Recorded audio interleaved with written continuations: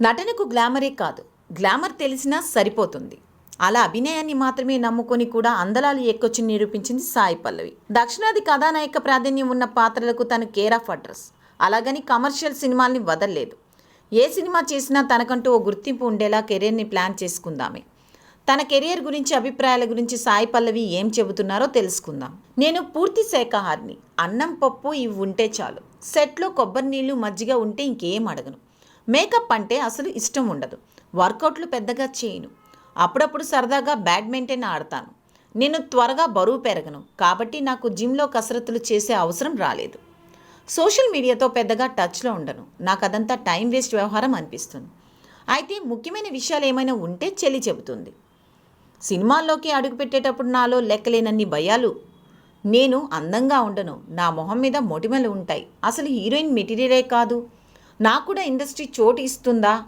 నన్ను స్క్రీన్పై ప్రేక్షకులు చూడగలరా? ఇలా రకరకాల భయాలు వెంటాడాయి.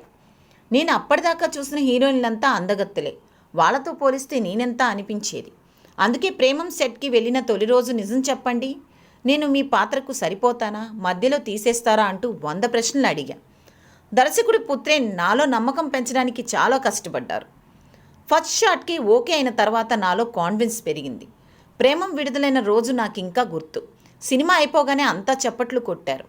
నాకంటూ పరిశ్రమలో చోటు దక్కింది అని ఆ రోజే అనిపించింది. ఫిదా, లవ్ స్టోరీ ఈ 2 సినిమాలు నా కెరియర్లో మర్చిపోలేనివి. ఫిదా అయితే నా ప్రయాణం మొత్తాన్ని మార్చేసింది. ఈ విషయంలో శేఖర్ కమ్ములా గారికి రుణపడి ఉంటాను. ఆయన నా కెరియర్ని కాదు, నా ఆలోచన ధోరణిని కూడా మార్చేశారు. సెట్లో 100 మంది ఉంటే ఆ 100 మందిని సమానంగా చూసే దర్శకుడు ఆయనేనేమో. మనమంతా ఇక్కడ పనిచేయడానికి వచ్చాం. ఎవరు ఎక్కువ కాదు, ఎవరు తక్కువ కాదు అంటారు. ఆఖరికి హీరో హీరోయిన్ అనే భేదం లేకుండా ఇద్దరినీ ఒకేలా చూస్తారు. నీ హక్కుల గురించి నువ్వు పోరాడు, సాధించుకో. అది ఇంట్లో అయినా సెట్లో అయినా అని తరచూ చెబుతుంటారు.